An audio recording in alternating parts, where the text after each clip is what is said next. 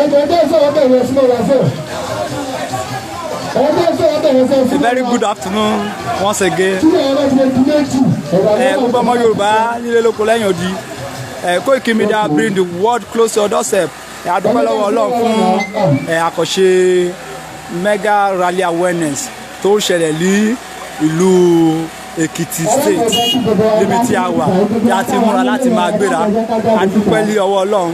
Àwọn èèyàn wa wọ́n ti ń jáde síta bẹ́ẹ̀ yẹn. A dúpẹ́ lọ́wọ́ Ọlọ́run tó mú ọjọ́ ìníró tí ó mú kí gbogbo wa péjú pésẹ̀. Àwọn tó wá láti ìlú Èkó, wọ́n wá láti Abẹ́òkúta, Ọ̀ṣun state, Ọ̀yọ́ state, Kwara state. A dúpẹ́ lọ́wọ́ gbogbo wa o. A dúpẹ́. A múra láti bẹ̀rẹ̀ rálì bẹ́ẹ̀. So ẹ fi ẹ̀yin tẹ́ wà nílé ẹ fi àdúrà tì wá lẹ́yìn. Ẹ tẹ́lẹ̀ ṣì wà lé agbègbè Ìkẹrẹ Èkìtì. Ẹ darapọ̀ mọ́ wa. Kẹ̀jẹ́ ká máa bá àkànṣe rálì wa lọ. Koiki Media bring the world close to your doorstep.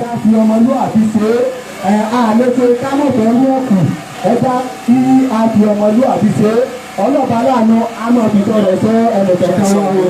Àyùlọ àwùlọ̀ báyìí òní ọwọ́ ń yẹnu àlọ́ láyọ̀ àbọ̀ láyọ̀.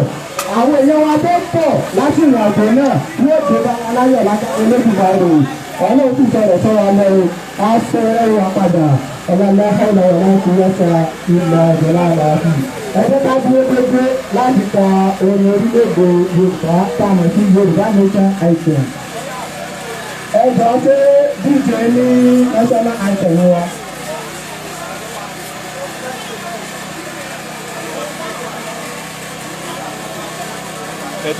Nẹ́tíwọ̀kì ìdá o.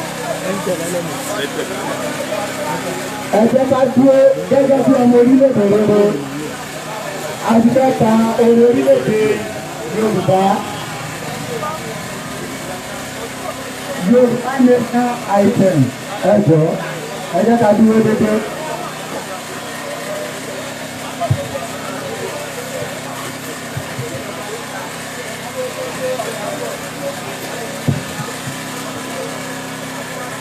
Ẹjọ́ ká dúró ẹjọ́.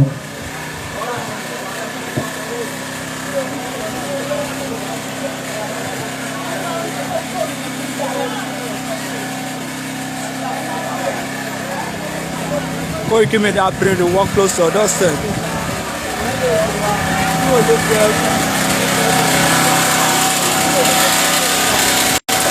Lẹ́ẹ̀kan sí i. Ó yẹ ẹjẹ́ ká dúró dédé ẹjọ́.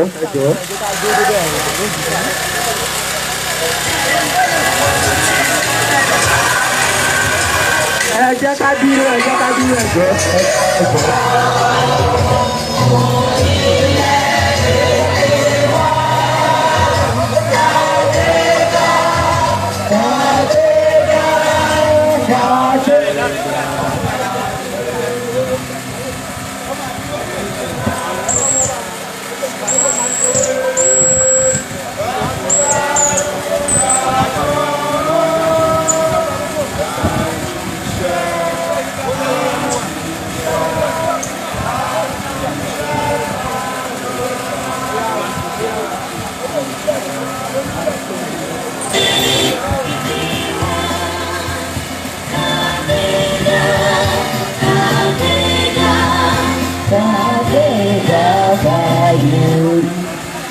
Kí lẹ̀ ń ṣe báyìí? Ẹjọ́. Àwọn yẹn ti pọ̀ nínú mọ́tò yẹn gan. Àwọn yẹn ti pọ̀ nínú mọ́tò.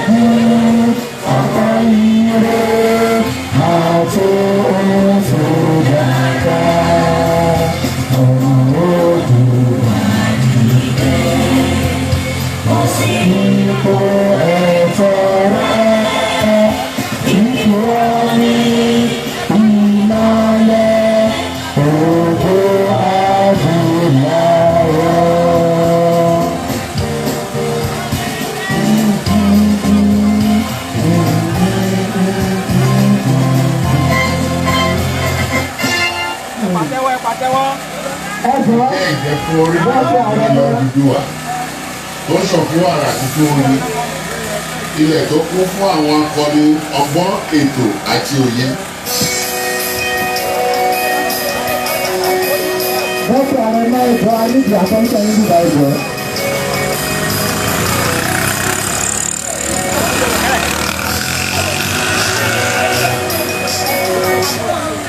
Wọ́n sọ̀yà pé kò ní dalẹ̀ tàbí ṣọ̀tẹ̀ sí ìṣọ̀kan àti ìtẹ̀síwájú orílẹ̀-èdè ilẹ̀ Odùduwà.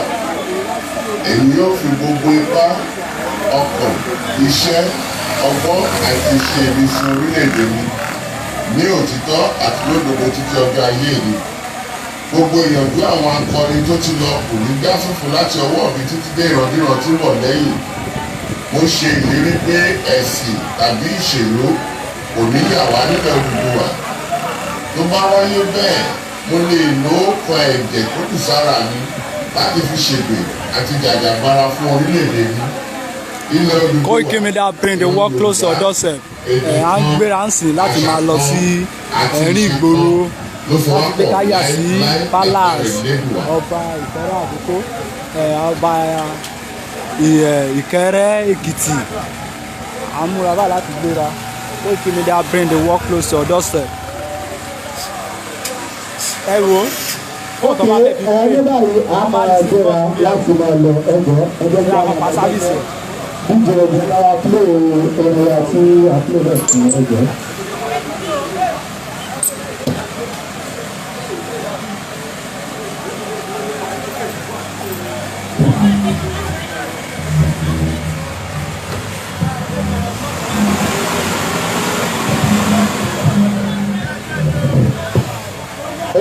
ẹgbẹ́. Ní pàdé ẹ̀dí ẹ̀sọ́ bí àwọn èèyàn tó wá ṣe ẹ̀kọ́ náà. Òṣèré wa nílẹ̀ èdè láti wá nìkan òrìkà. Ilé ló sọ ṣòro wa nílẹ̀ ìka. Àti gbàdúrà gbàgbọ́. Ilé máa tọ́ sí. Olùkọ́ àlẹ́ ìṣọ̀nì ọlọ́kùnrin ọkùnrin sọ̀tẹ́. Ọmọ Yorùbá dìde kíkì ìdílé ti ayò. Koiki Media bring the work close to your doorstep. Àdúgbò lọ́wọ́ Ọlọ́run àti gbàǹsì.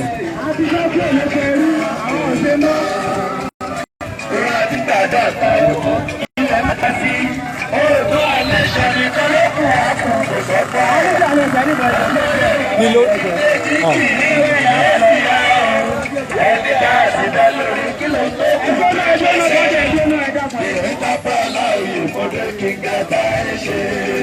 Kékeré ni mo rà láti ń bẹ̀rẹ̀ fórílẹ̀. Ìyàwó nìkan ni bẹ́ẹ̀ máa lọ sí ọ̀rọ̀ máa lọ wẹ́rẹ́. Adá lọ́la nìrètí wa. Kàkà kéré àpọ̀rọ̀ líle màlẹ́bí lè fi. Kàkà tó rọ lára ìyá àjẹbí gbogbo ọmọ bàbá. Ó yá, ẹ jẹ́ ká show action Yorùbá nation. Ẹ jẹ́ kó mọ̀, ẹ jẹ́ kó mọ̀. Ẹ jẹ́ kó mọ̀, jẹ́ kó mọ̀. Ẹ jẹ́ kó mọ̀. Yes, jẹ́ kó mọ̀. Jẹ́ kó mọ̀. Ṣẹ́rí àìjẹ́lẹ́dẹ̀ kankan ló fòkùn mọ́ wa. Ebi ń pa àwọn ẹ̀yà kan, àwọn ẹ̀yà kan kò wá kan. Wọ́n gbọ́wọ́ ra wọn láti dojú ogun ẹ̀yà míì. Láti kẹ́lẹ́ lórílẹ̀-èdè. Ọ̀yá mo bọ̀, a máa lọ. Oní mọ́tò ni mo lè dúró sọ́kadà ò lè wọ́.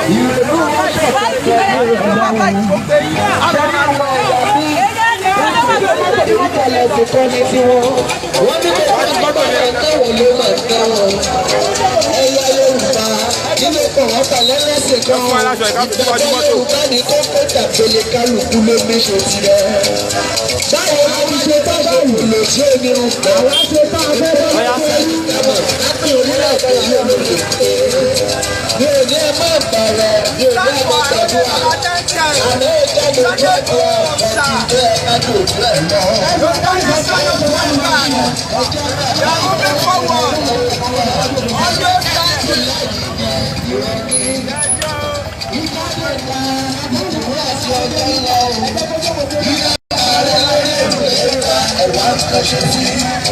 Fúlàní ń pa wá lọ́nà ẹ̀sìn ní Nàìjíríà tiwa.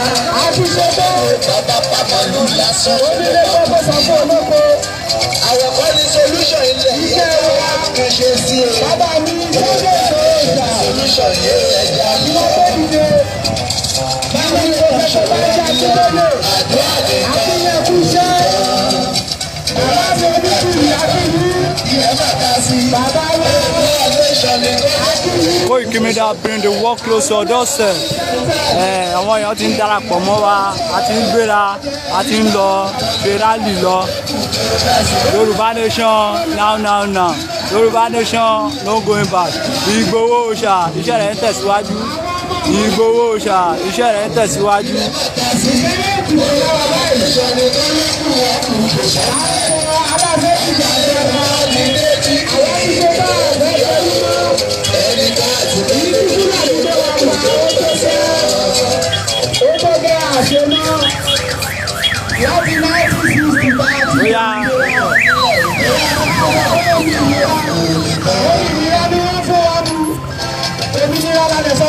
Dókítà kí ló fẹ́? Òmìnira ló bá lè ṣòro bá ṣe. Àti gbàdúrà gbàwé bọ̀ ilẹ̀ máa ta sí. Òde àlẹ́ ìṣọ̀nì tẹ́lẹ̀ fún wa kò sọ pé ọmọ Yorùbá dìde jíjì. Ìrọ̀ ẹ̀ bá sàrí ẹ̀ bá sàrí. Ìgbàgbé mò ń kọ́ bá ń tẹ̀.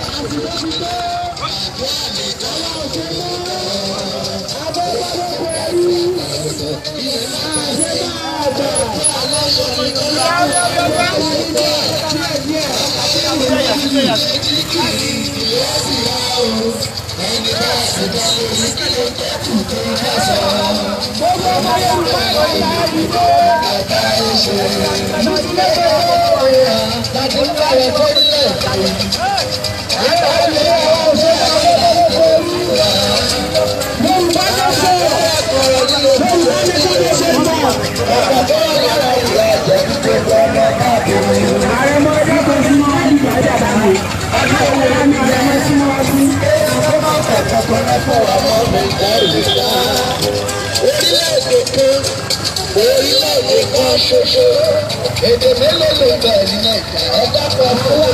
Ṣé orílẹ̀-èdè ẹ̀dá ọ̀sẹ̀ kankan? Orílẹ̀-èdè tó lọ bóyá àgọ́dára wa àwọn èèyàn kan abáwúsá ní ọkọ̀ Yorùbá àjọyọ̀. Orílẹ̀-èdè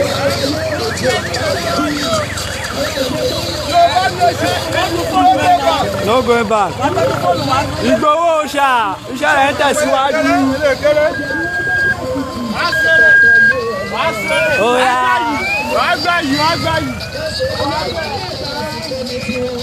Yorùbá nation. Yorùbá nation. Ìgbòho Òòṣà iṣẹ́ rẹ̀ ń tẹ̀síwájú. Oya. Movement.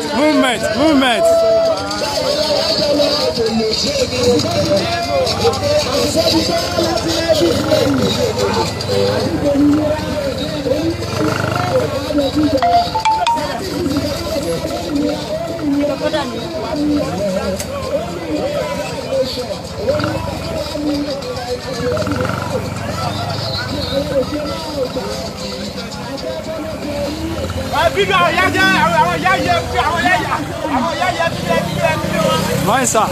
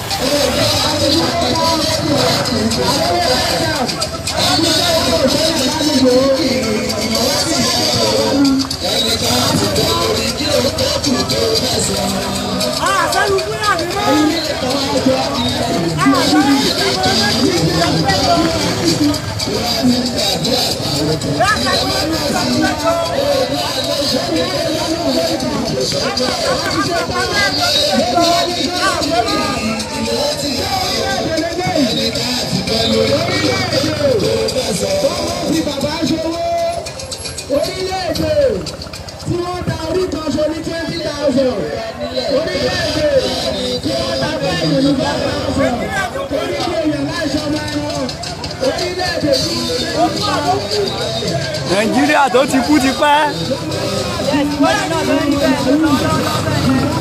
Koiki Media bring the work close to our doorstep. Èèyàn wa bẹ ṣe ń darapọ̀ mọ́ wa, ẹ má bá wa máa like, ẹ máa share, ẹ má bá wa like, ẹ máa share, kí gbogbo ọmọ Yorùbá tó ń bẹ lílé lóko lẹ́yìn odi kọ́ lè máa rí. Ẹ jẹ́ kán rí, ẹ jẹ́ kán mọ̀, ẹ jẹ́ kán mọ̀ pé ilé ti tó lọ. Yorùbá nation.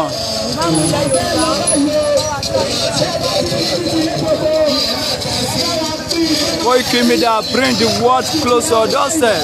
A dúpẹ́ lọ́wọ́ Ọlọ́run fún ọjọ́ ìní.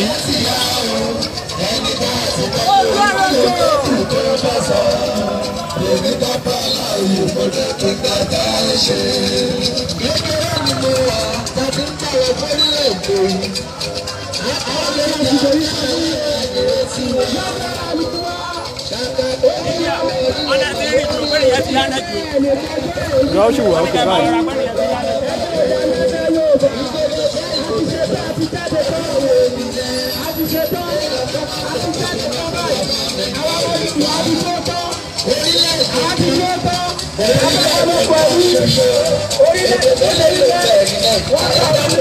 Doctor.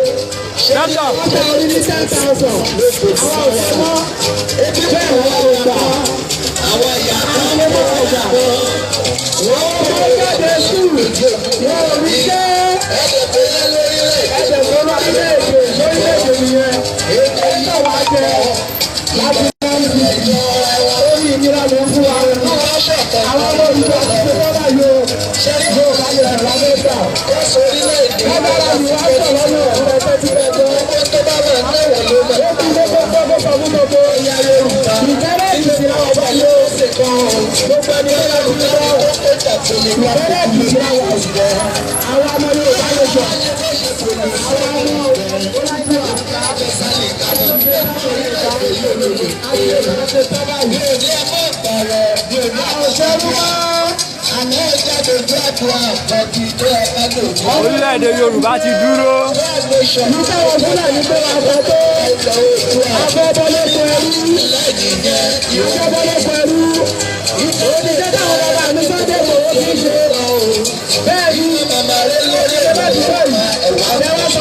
Àrẹ̀mọ ẹ̀rí mi sẹ́.